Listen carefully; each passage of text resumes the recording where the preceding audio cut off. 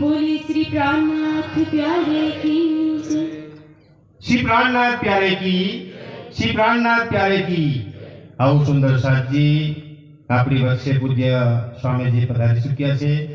તેમના સ્વાગત માટે ધનાભાઈ ભાભોર, કેશવભાઈ ભાભોર, નાનજીભાઈ ચૌહાણ અને પરસોત્તમભાઈ ગલાભાઈ ચૌહાણ આ ચાર સુંદર સાથ પૂજ્ય સ્વામીજીના સ્વાગત માટે જલ્દી આવી જાય।